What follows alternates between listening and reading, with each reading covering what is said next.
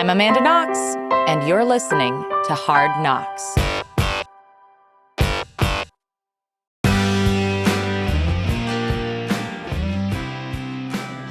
Today on Hard Knocks, I interview Sarah Marshall, who is most famous for hosting the You're Wrong About podcast, which is all about misunderstood historical events. But today we talk about a new podcast that Sarah has recently put out called The Devil You Know. It's about the Satanic Panic of the 80s and 90s, mostly focusing on how it manifested in the U.S. and Canada.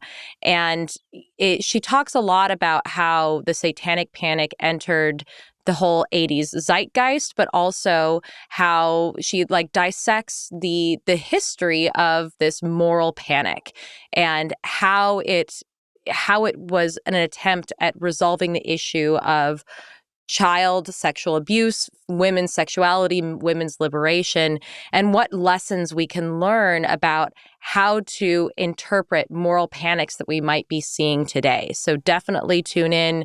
Something, for anyone who knows me, I'm famously fascinated by the Satanic Panic and what we can actually learn from this, in crazy hysteria that was ultimately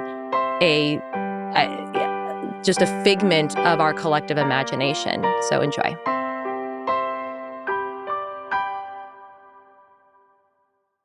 Welcome, Sarah Marshall, to Hard Knocks. For those who may not be familiar with you, I've given an introduction, but we're going to talk to you about a very specific project that you've been working on for quite a long time, if I understand.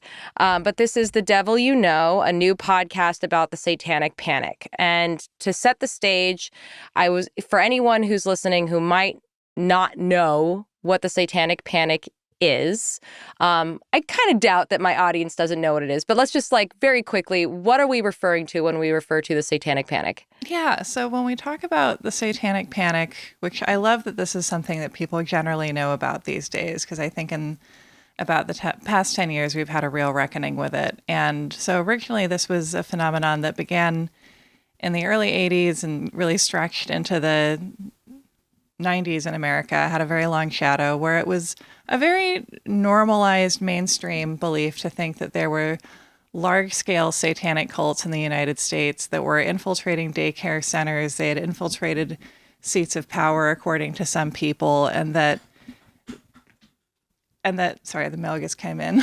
No worries. And that Satanists were really the ones who we needed to be looking for if we were trying to find the source of most child abuse, was really the belief that a lot of people had for a while. And the problem was that no one ever found one of these cults. We found, we had something like the Church of Satan, which looked kind of scary from a distance, but turned out to be, mainly one guy in San Francisco trying to get attention, which happens a lot to this day.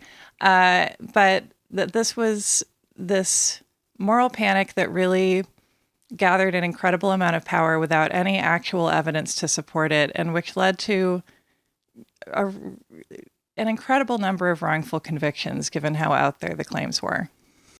Yeah. I became interested in the panic after, my own wrongful accusation, which had the sort of that long tail echo of the Satanic Panic to it because it was the day after Halloween. Initially, my prosecutor argued that there was some kind of ritual, element to it. And then certainly there were elements of vilifying femininity and female sexuality. There was the moral hysteria, accusations of ritual sex and murder. So that's what led me to be interested in the Satanic Panic. But what led you to be interested in it? I think that when I look back on the way that I grew up, I feel like I had the kind of naivety, and maybe we talked about this when I've gotten to talk to you before, but I feel like I had the kind of naivety that millennials were somewhat capable of in a way that is maybe shocking to anyone younger, but where you grow up watching Law and Order and watching Sam Waterston being really quite a corrupt prosecutor when you think about it. You're like, oh, McCoy, I don't think he should be doing that. But right. He always wins. He always has the right person.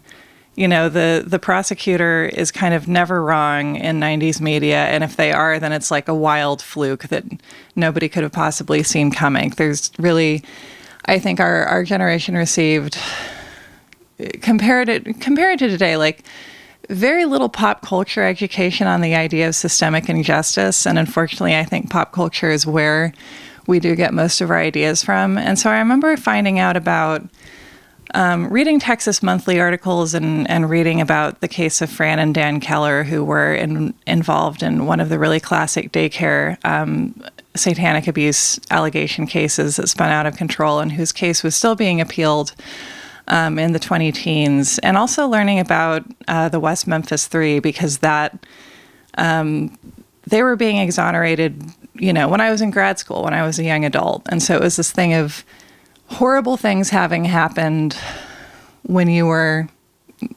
I don't know, in this kind of Nightmare on Elm Street type situation, your parents having done something awful that you then, at a certain point, in order to come of age, had to learn about. And it was just the most shocking thing imaginable to me that you could. There was a moment in Damien Eccles' trial, which is in the Paradise Lost documentary, where a prosecutor, I believe, says of him at his own trial that there is not a soul in that boy's body. And I was like, I just can't believe prosecutors are allowed to say that. And now I look back and I'm like, I can't. It's so nice that that I was able to be shocked by that, because I wouldn't be if I were growing up today, I don't think. Yeah.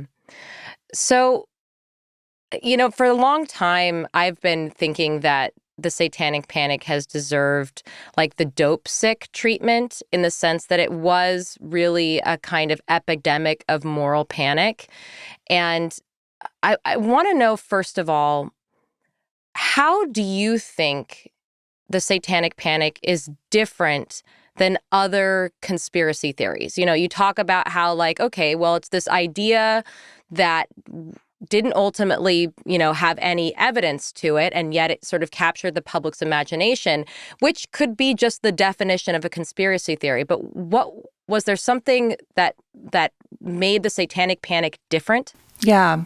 Well, I think it's, one of the things that we try to get into the show too near the end is this question of, like, what do we do now if it seems to have simply come back? And yet it has come back in a different way, where what we're seeing now kind of began at the fringes and moved in from the sides. And now we have sort of, QAnon believers in Congress, but that it started out as kind of this online conspiracy theory, and then it was kind of a shock, I think perhaps also to older generations who aren't used to seeing the internet made flesh. It moved in from the margins and now is kind of in seats of power. But the Satanic Panic was, I think, unusual because, you could kind of compare it to the Red Scare of the 50s, and that it was a pretty top-down phenomenon, and that it was something where the police were telling the people initially, this is what you need to look out for. We've been learning this new stuff about satanic cults, and we, as authorities in your life, are telling you what to be afraid of, as opposed to something that kind of starts with rumors and starts on the schoolyard, and that we had, in one of our episodes, we talk about Michelle Remembers, which is a book that came out in 1980 and was marketed as nonfiction. Its authors went on a huge tour in order to sell this book, and they were coming at it from the position of one of the authors being a therapist and having invented the concept of satanic ritual abuse based on the very interesting malpractice it turned out that he was committing in these sessions with his patient. But there was a sense that authorities in their fields were the first to start talking about this, and I think that's I don't think that you see that all that much in the moral panic world. Yeah, it wasn't so much a thing that was just fringe people talking about it. It was very normalized. So I think one of the things that's really interesting also about the Satanic Panic is the question of, like, who are the victims, who are the perpetrators, and how did the line between victim and perpetrator get blurred? Can you talk to me about that? Yeah, no, I think that's such an important question because it starts, the interesting thing about, and again, this is something we're very much living through, the kind of save the children, believe the children, protect the children movements is that so frequently they are about ignoring what a child says if they get in the way of your agenda. So we start off with Michelle Remembers comes out, it's marketed as nonfiction. It alleges that there are innumerable satanic cults whose specific aim is to torture children because that's essential to their rituals somehow. And it also claims that cults are sacrificing babies, which they appear to have an inexhaustible supply of. And these are two things that really stick. And it is like a real question of where are they getting all these babies? And no one can ever really come up with a satisfying answer to that because they're just hard to produce, famously.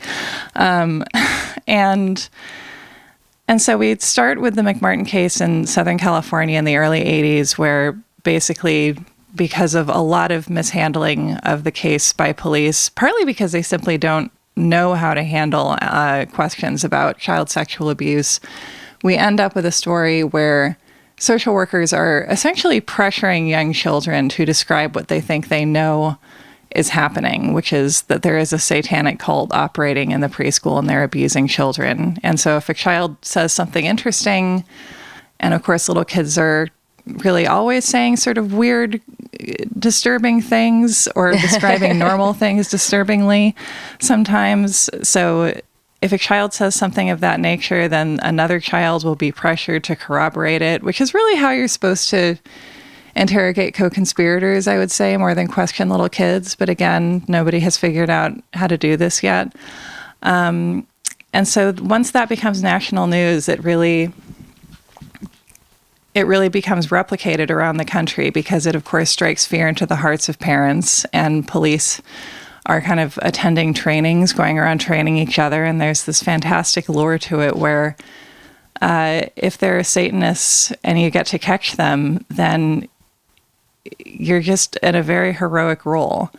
And then what happens is that as the 80s progress, it turns more into parents worrying that their teenagers might be listening to satanic lyrics, their teenagers might be joining cults, the adolescents might be getting away from them. And so it turns from something that's meant to protect children into something that kind of sees children as these dangerous subjects within the home who might be getting into Satanism themselves. And again, to look at today, you know, we're doing all these things claiming they're for the children, but often it seems that there's this great fear of children learning or engaging with, you know, with being queer, with being trans, with forms of identities that their parents didn't sign off on. And so if you want to call that satanic, then it makes things a lot more simple for you. Right. That's interesting. That's a way that you see like the panic having a resurgence.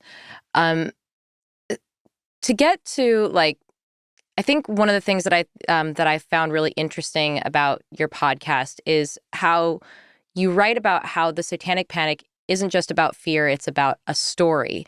And it's about stories that Americans were trying to believe about themselves at the time and how it manifested in, you know, the 80s zeitgeist. And I'm wondering if you could talk a little bit about that and, you know, and like if we're trying to like get to what caused this epidemic of moral panic to really erupt in this time, like what was it that set the stage for that? Yeah, I think there's so much to it, but a couple of the things that I always come back to is that, you know, in the, you know, 60s and through the 70s, certainly in the United States and Canada, which is what this show is focusing on, there had been such massive strides in women's lib and in gay liberation. And I mean, interestingly, the Satanic Panic is also like really quite an astoundingly white phenomenon. Like it's something that white people were incredibly worried about. And it doesn't seem to be like, I have never heard,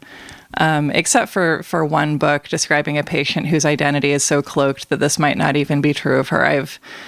I've heard of one Black person in every Satanic Panic story I've ever read who had some kind of a significant role in this, and that it was as a patient in this kind of recovered memory therapy boom. But it feels also in that way like a response to the sort of the white kind of conservative backlash type culture of the 80s, where you can see the world shifting and under Reagan and his wonderful economic policies, which slashed daycare center funding, by the way, which certainly made things more stressful, and people more prone to, being fearful enough to believe something particularly scary about what might be going on there. I think moral panics do seem to arise, and this is not my own observation. This is what a lot of great sociologists who've studied this have pointed out. I think even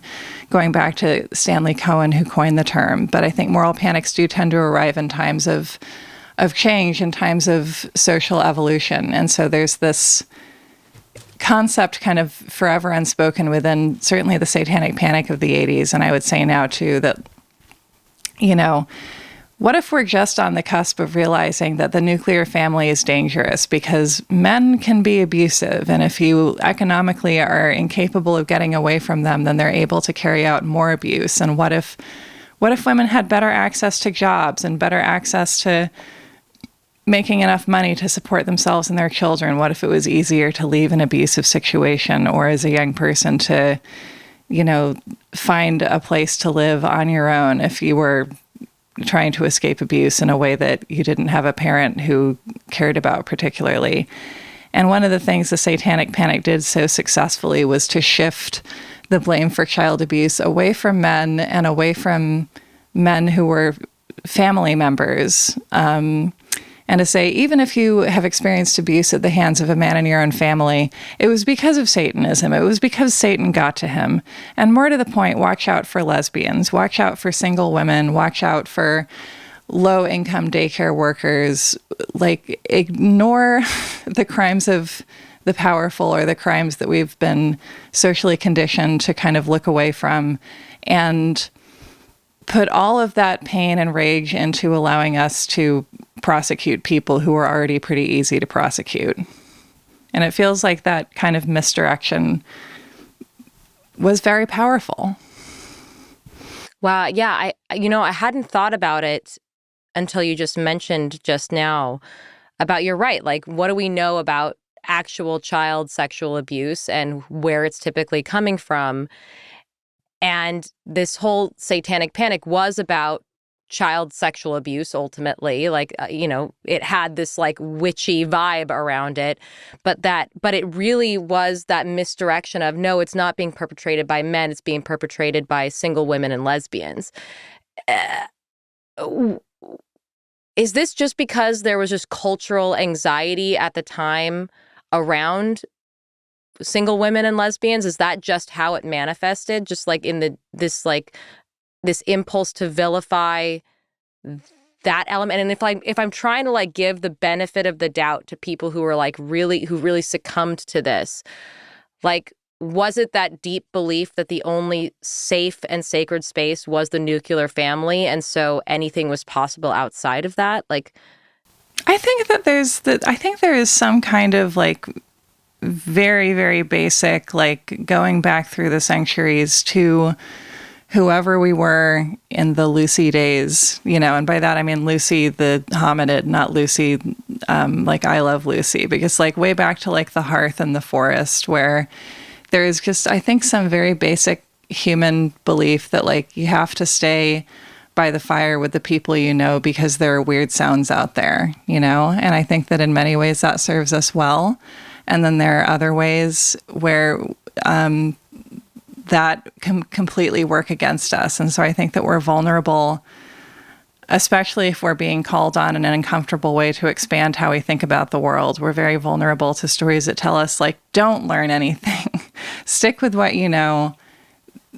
Your feeling that nothing can ever be different is correct. Nothing can or should ever be different. Men should have all the power that they want forever, and no amount of misuse of that should cause any kind of structural change, and so it feels like there's this desire to survive, and there's this sense of longing for, not to make everything about Law and Order, but I think that is what that show kind of is for Americans in the legal system, or at least used to be, where it's like the most comforting show ever. Like, I still watch it, you know, and like the wood is so pretty. They're in such a nice courtroom, not like the really ugly ones that you feel like most things actually happen in.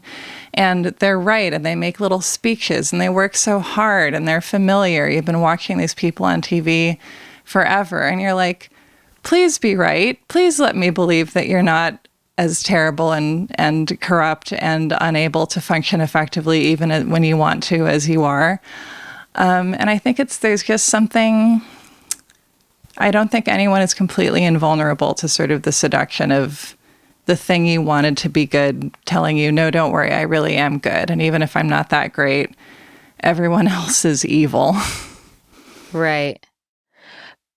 So one thing that I think about, especially when it comes to, again, the moral panic of it all, is I don't think it's a coincidence that the Satanic Panic was a kind of response to, in some ways, like a lot of sexual liberation, but also a lot of sexualizing, like culturally, of very young people that was going on in the 70s. And I wonder, yeah, have you explored that in terms of like the, like, you know, the pendulum swinging when it comes to like how do we interpret children's sexuality? Because there was this moment, especially like, you know, with the Polanski scandal and all of that, where like there was this idea out there, and it seemed like it was almost a kind of European idea at the time that like, well, children are sexual beings, According to the adults who photograph them. Yes, exactly. So like, how have you explored how that plays into all of this?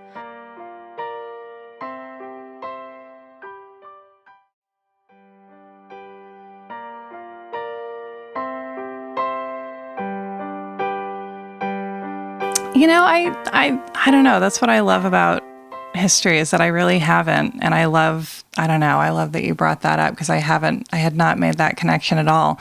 But yeah, and like, you know, the entire career of Brooke Shields, where it was just, you know, 1980, I think, was the year Blue Lagoon came out, which is about an underage teenage girl who never has a top, basically, but they glued her hair down to her chest, and that was supposed to be fine.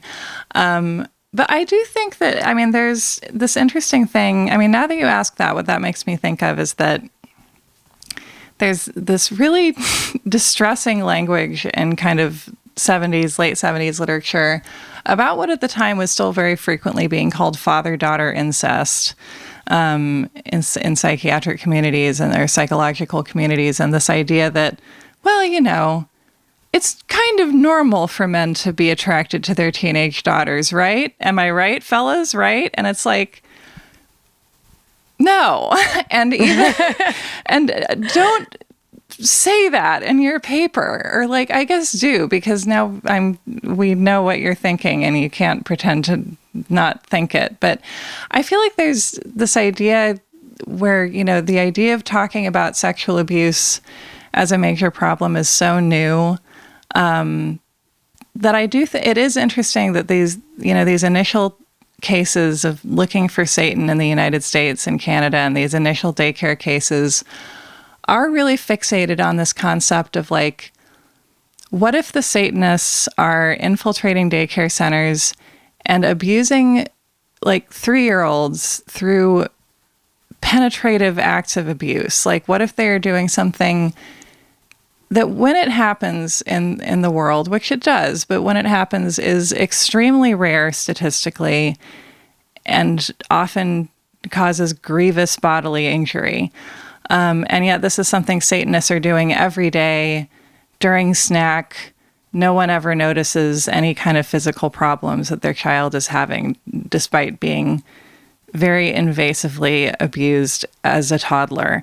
And I get into all that detail because I think that there is, again, like in the Satanic Panic, is something that claimed to be so focused on victims' rights. And certainly, you know, there's an impulse to take whatever you can get in this country, that where there are consistently so few resources for victims and survivors of anything, but where it kind of moves the needle in an interesting way and says, if you weren't satanically abused, that's not that bad. And so we get just more time of people feeling like imposter syndromes about feeling like imposters and having imposter syndrome about their own trauma.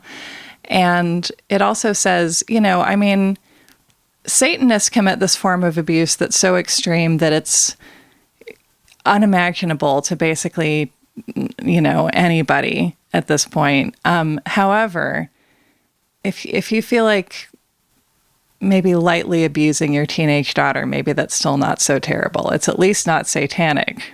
Am I right? And again, I think kind of in a kind of subconscious way, I think that helped make the story stick. What about the history of how psychology is evolving and this idea of the recovered memory takes hold in this time period? Yeah, I mean, that is such a tricky one, too, because I think it is based on this real need and this real human desire to know what happened to us. And so there's this interesting thing where in a lot of the writing around recovered memories, and as far as we know about memory today, and this is a great oversimplification. But what we basically know is that you can repress a memory. You can kind of choose not to think about something, and you can maybe retain a knowledge of it, but you just kind of put it to the side, or you can not think about something, not be reminded of it, and just organically forget about it. You can put, I think, traumatic things to the side sometimes in a way that makes the details kind of disappear. But the problem is that then you can't get it back.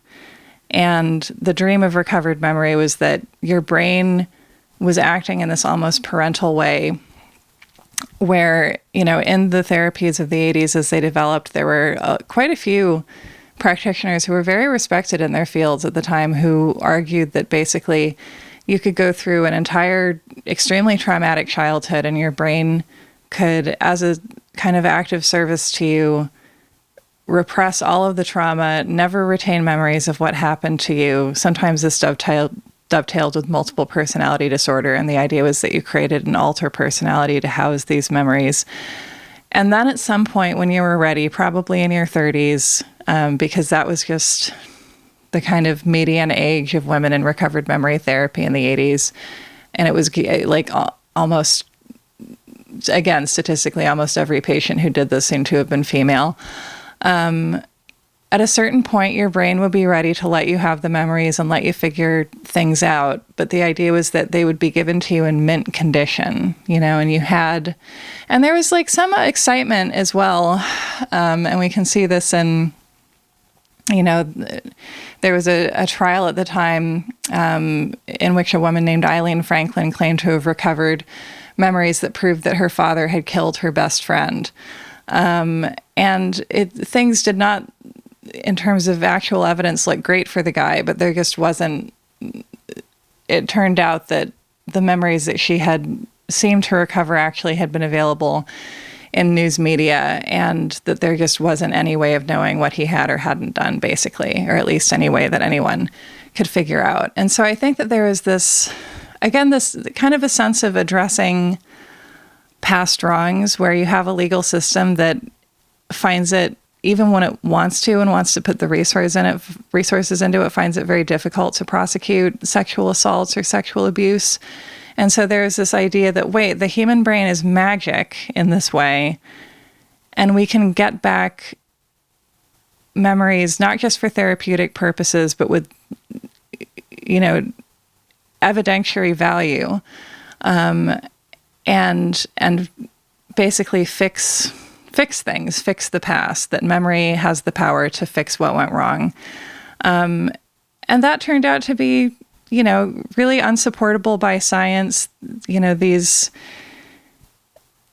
law that emerged from it did not reflect what we actually found out about how the human brain works, and in some cases had to be reversed. And there was a period, and I'm not sure what ever became of this, but there was a period when we were introducing statutes that basically meant that the statute of limitations on certain crimes was different if recovered memories were involved, because then the statute would begin when the memory was recovered, not when the crime happened.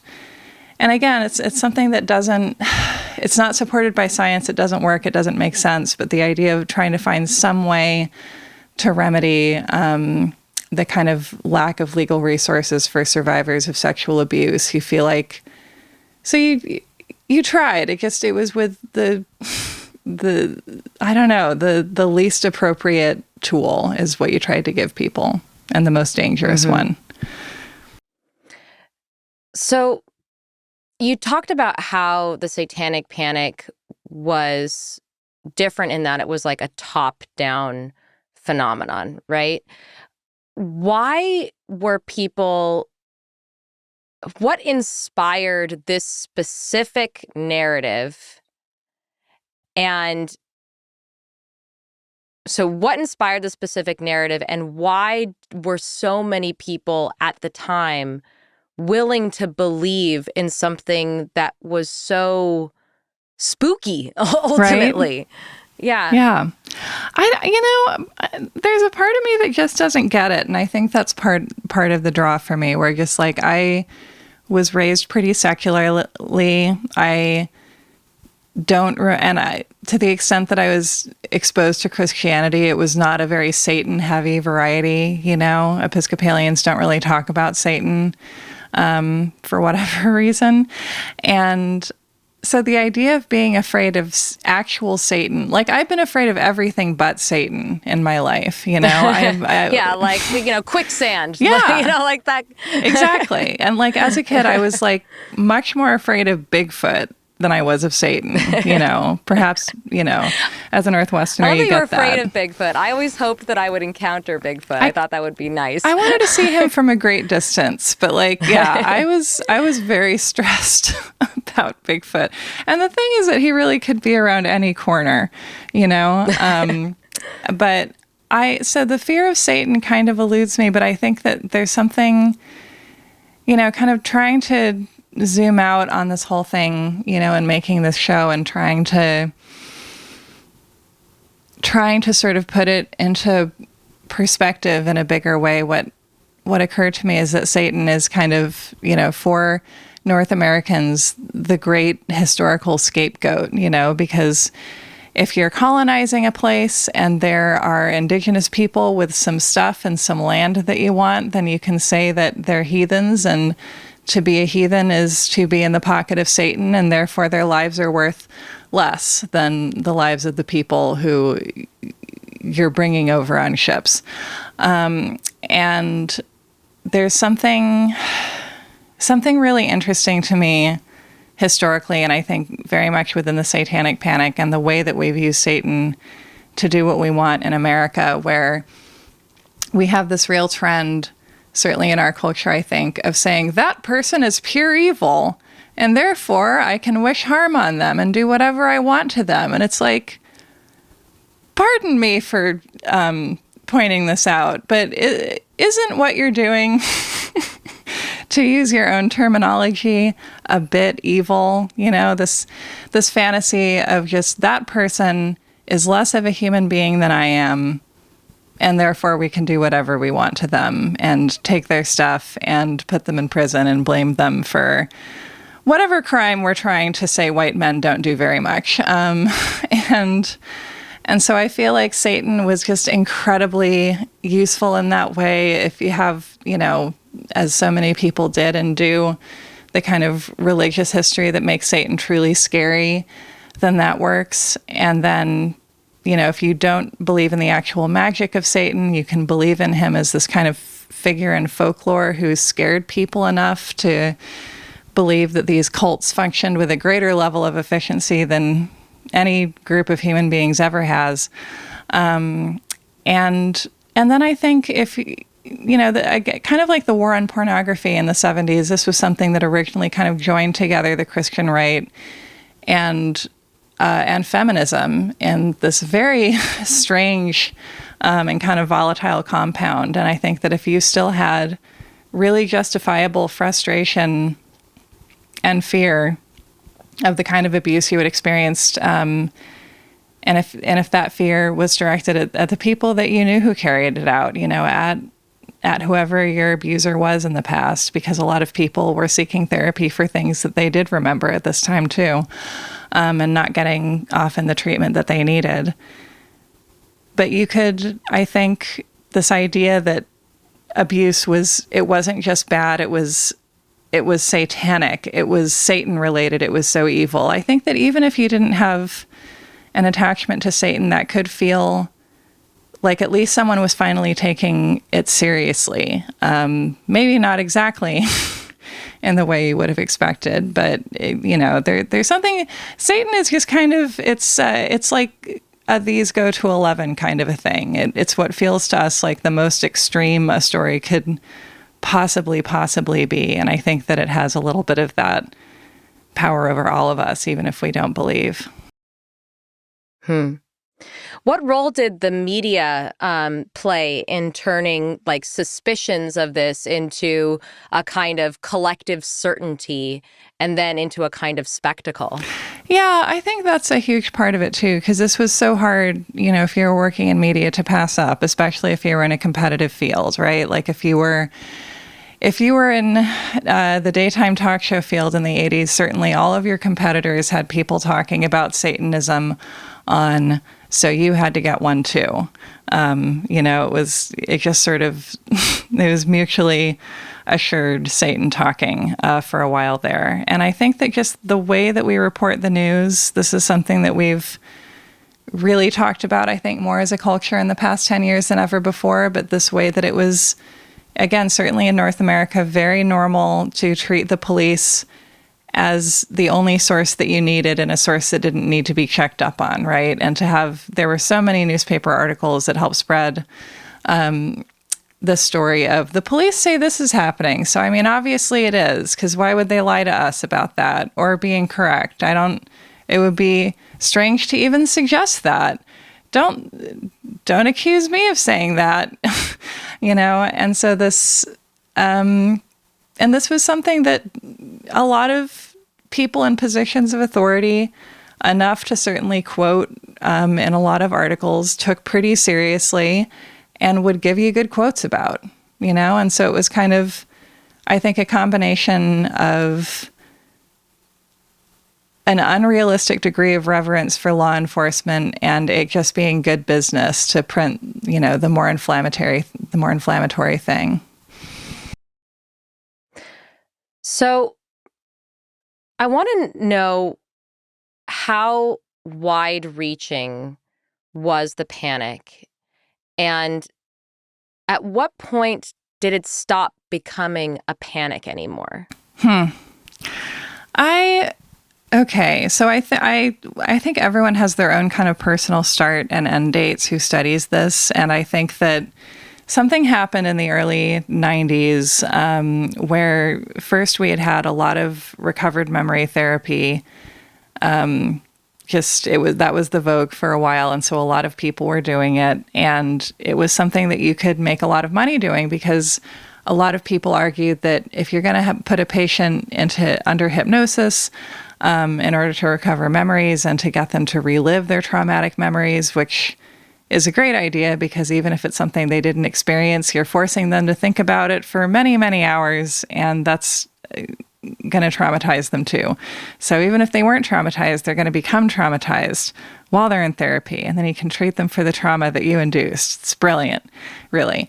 And it was normal, to have a woman, because again, these were typically women in this therapy under hypnosis for like 3, 4, 5, 6 hours a day. There was a very well-known prominent therapist in Chicago who bragged about having a patient who he would put under hypnosis for 8 or 9 hours at the time and have her relive this trauma that he believed that she had experienced. She was also supposed to have been the high priestess of a satanic cult and in charge of like a Midwestern region, which I just love that, we're at the point where we're like, well, this cult is in charge of St. Louis and the Quad Cities or whatever. And there came a time when insurance companies, after there had been too many lawsuits by former patients, including the woman who was supposed to have been the Satanic princess, whose life was absolutely destroyed by this therapy, where a few of these women had managed to get settlements for the trauma that they had endured as part of this therapy, ranging into, several millions of dollars. And so insurance companies at a certain point were like, we're going to stop covering hypnotherapy. We think actually we might lose all of our money if we keep covering this. And so there's kind of this interesting thing where we don't necessarily learn lessons, but the media and the money incentives go away. And so it stopped being financially lucrative to be in the recovered memory therapy game. And so fewer people did it. It became, something there was a precedent for being sued for doing, and that made it less of a gold rush. And then in terms of media, I think that there is kind of a degree to which it just stopped being the happening thing. Like, I think for a while,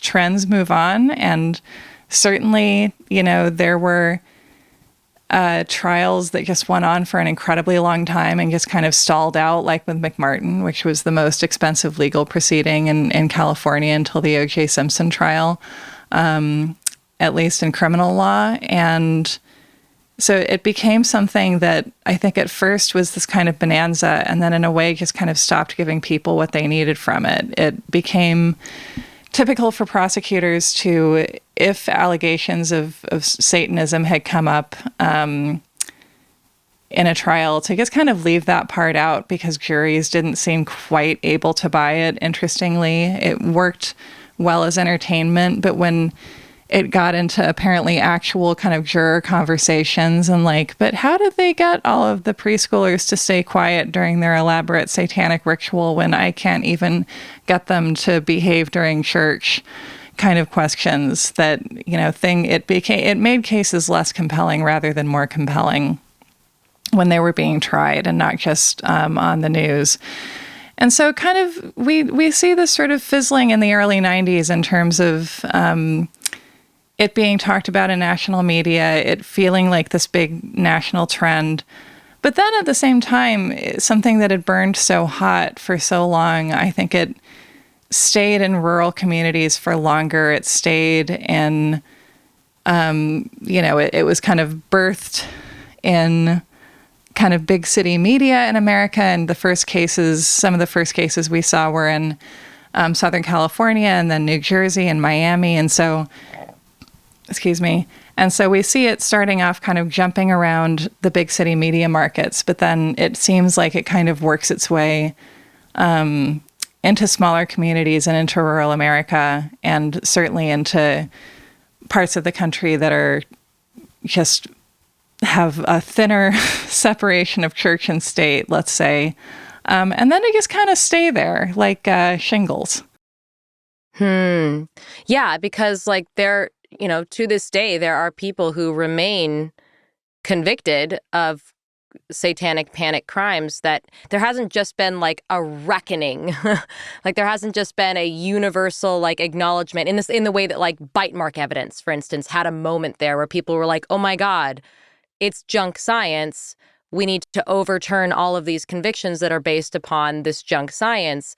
There hasn't really been a reckoning like that for the satanic panic, even though, and the thing that really weirds me out is it's not like there wasn't a national interest in getting to the bottom of this. We know that the FBI was going around researching, trying to find evidence of any of this satanic ritual abuse, and no evidence. There was a report that was ultimately the Lanning delivered, report, which I think was 1992, which is about when you could say the tide is shifting.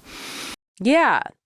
So why hasn't there been a reckoning and an overturning to really just put a stake in the ground to say satanic ritual abuse was a hysteria, it was a fad? I don't know. We should do that. Yeah, we should do that. We should. What are you doing on Monday? Let's say 9:00 so we can be there at 9:30.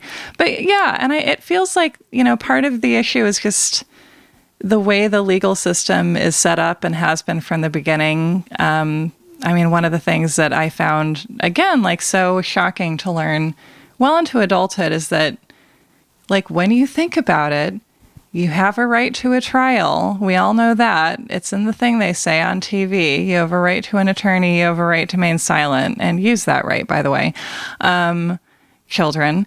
But you don't have a right to an appeal, you know? And I feel like that basic fact is, I wish they taught that in high school. I wish we'd learned more about how the legal system kind of functions at a very basic level. Because I think for the average person, I mean, it feels a bit intentionally obfuscated. You know, it's this sort of, you have to study to understand what they're talking about. They're using terms in Latin. There's all this lingo. It's sort of, it feels almost like a kind of, I mean, it is a bit ritualistic, in fact, if we want to talk about ritual abuse. Yeah, and talk about people wearing robes for no discernible reason. You know, we know judges have human bodies under there. They're not fooling anyone.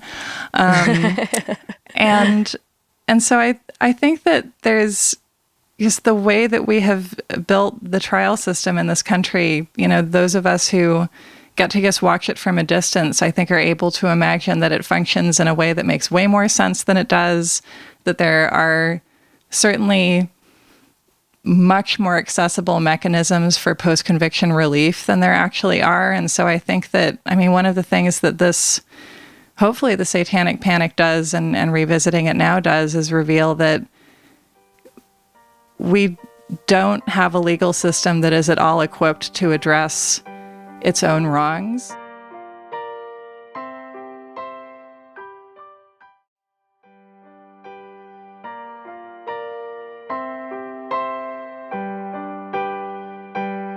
So, moral panics. How popular are they? and I mean, you know, you mentioned before, like, moral panics around, like, trans and queer issues being an issue today, and especially sort of a resurgence in, you know, in the honestly, in the conversations around nuclear family and those kind of Christian ideals. Are we entering into a moral panic kind of era? And if so, what do we do? Yeah. I mean, I think kind of both, like yes and no in an interesting way, right? Because I live in Portland, which is apparently the scariest city in America right now, which is a great honor, because 20 years ago, everyone just thought we were annoying. Actually, 20 years ago, nobody thought about us, and 15 years ago, everyone thought we were annoying. Thank you, Portlandia. Yeah. It was a big promotion. All those farm to tables, just I know. really. And it's true. We do want to know what a chicken we're eating, what kind of life it's lived, you know? I don't. I thrive on an anonymity in that situation, but it's real. And so I just find it so fascinating that we're kind of, I feel like, living in a time of very politicized moral panic, where it has become this classic conservative thing to morally panic as much as you possibly can, it seems like, you know. And we had Mike Johnson, I think, saying that the World Naked Bike Ride was the scariest thing he'd ever seen, speaking of Portland culture. And Wow. I've seen scarier. Yeah. A naked bike ride doesn't hurt anybody. Okay. Right. It's, but you know, God forbid the people enjoy their own nakedness. It's almost like they haven't eaten the fruit that the snake offered them, or whatever happened back there.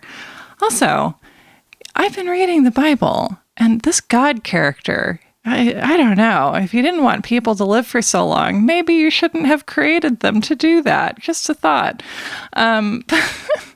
But so I think that it's kind of, you can't really make it as a Trump supporter if you're not willing to be scared of everything. And I think that that's both very funny and shows that I think kind of the sort of belief system around Trump and that Republicanism has, I guess, mostly become in this country is really revealing itself as a death cult, because if you have a leader who's increasingly losing his grip with reality and who needs to continually invent folk devils to make you feel scared of while he takes more of your money, or makes the country an even more difficult place to live in, then there is this kind of, it feels like the GOP at this point is kind of held together by moral panics in lieu of any better form of appeal. And then what's kind of interesting about that is that on the left, you kind of can't even morally panic as much as you might have in the past, because you understand that that's not what your party does or what your kind of side of the political spectrum does. I was going to ask about that, like if you see any kind of moral panicking happening on the left at all. Yeah. Well, and it's interesting because I feel like, I don't know, as Stanley Cohen kind of termed it, and as we've taken it and used it, a moral panic basically is when sort of mainstream culture, the sort of seats of power in society, identify, and I think that this can happen both in a very calculated way, but generally in a way that is subconscious but still politically expedient, can identify something that feels like a threat that people are willing to feel freaked out by, or that you can point at and say, this makes us uncomfortable, and also this is the reason that society is disintegrating, And so an example in the 90s, I think, is we had a bit of a moral panic about raves.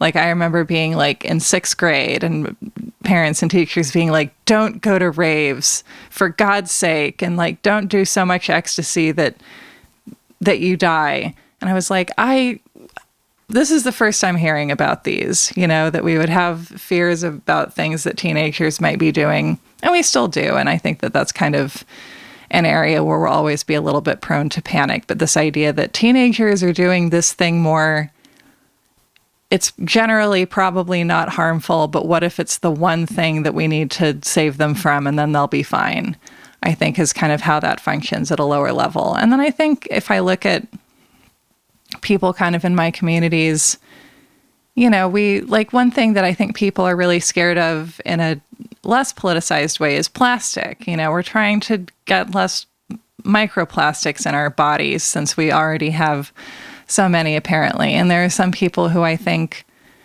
are kind of losing a lot of time out of their lives trying to avoid anything plastic sort of in or near their bodies or in their homes. And that can be something that can become, I think, maybe a bit of an obsession or something that you fixate on because it gives you a feeling of control. But I think that I feel, in my personal estimation, it only becomes a moral panic if, and also, again, to use the original definition, if it's something that is able to result in stricter societal controls on people who are seen as being on the outside or on the fringes in some way. And so I think that there's something about a moral panic that it has to be weaponized against someone in the end, to qualify. And so I one thing I kind of hope, because I can't help but hope things, is that just seeing this absurd kind of renaissance of moral panics on the right is teaching people observing that from the outside how powerful it can be to someone to feel so carried away by that kind of narrative, and to maybe recognize it more in ourselves when we seem to be beginning that trip down the river. Yeah, I mean, going back to like, how did the Satanic Panic peter out but not really have a reckoning? Like, if we're seeing moral panics rising today, if the lesson is simply make moral panic not financially viable? Is that like the ultimate? Like, is that the lesson that the Satanic Panic teaches us? Like, the only way out of a satanic or out of any kind of moral panic is to make it financially not viable? Is that it? It's a pretty good one. I think it's like, yeah, we need more people in media. And of course, this is always going to be, media is never going to be a monolith. But I mean, I do appreciate that,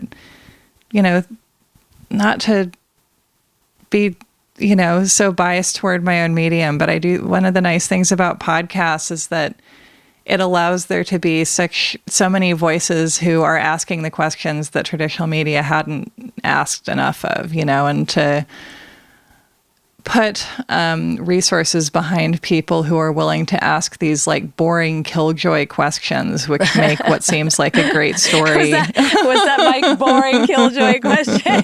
I mean, this is like my whole career is like, what if we could take this interesting story and break it down into many small, not as interesting pieces, and then we would all be safe for another day.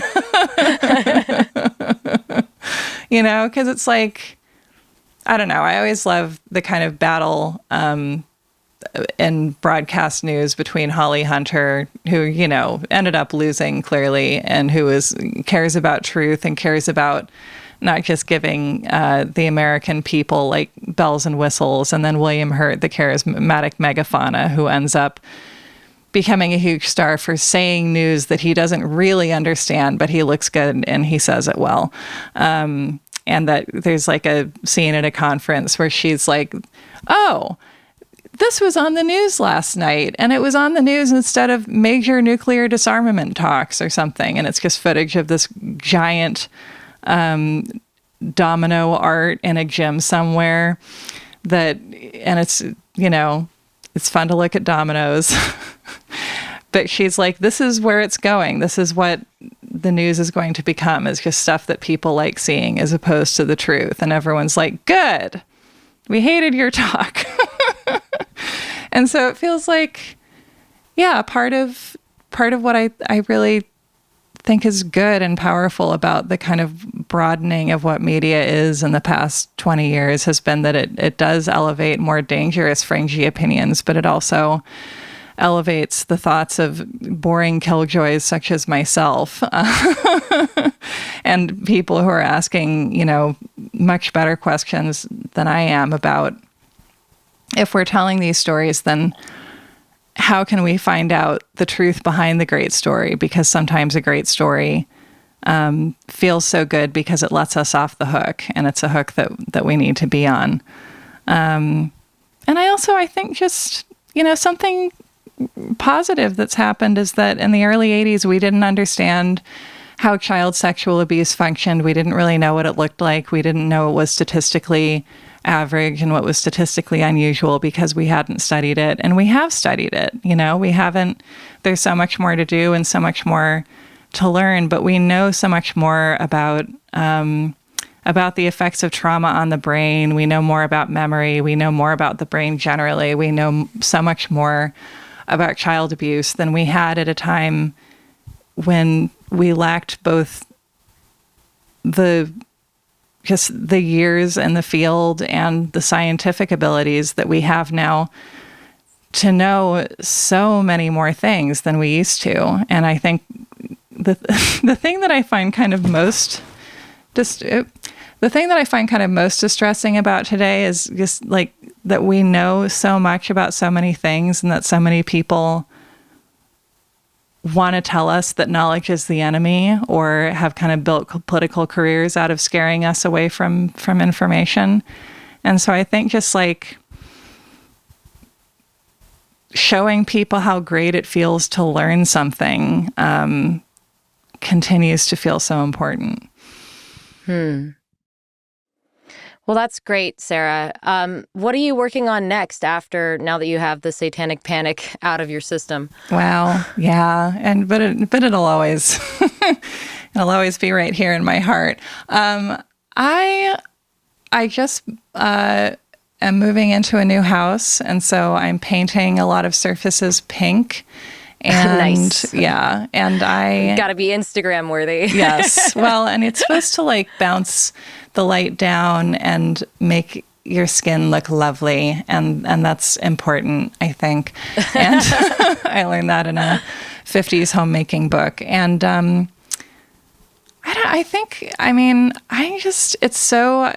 this series has been in the works for so long. It's just lovely to see it get out there, and I'm just going to watch it toddle off into the world for a while. And I think I have no idea. I have no idea what the next thing I'm going to work on is. I'm making, my show You're Wrong About, which has been going for several years now, and I'm excited for another year of bringing fun and creepy stories to everybody. And aside from that, I have no idea, which is really quite thrilling. Nice. Awesome. Well, where can everyone find you and follow you? So you can find the new show. It's called The Devil You Know. It's a mini-series that we're putting out now through mid-December, although I think if you sign up in some capacity, you can get all the episodes right now. But however you listen, wherever you listen, you can get it wherever podcasts are. And if you're my mom and that stresses you out, just Google it and you'll find it that way. And you can find me at You're Wrong About, which is the show that I've been doing since 2018. And Amanda, you've been on it, and I would love to have you back on. And that'd be great. That's also wherever you get your podcasts, and at You're Wrong About Pod on Instagram, where sometimes we post my little drawings. And thank you so much for having me. This has just been, I don't know, I feel like my brain has been carbonated in a lovely way. Oh, well, happy to always inject some bubbles into your life. Exactly. All right. Thank you so much.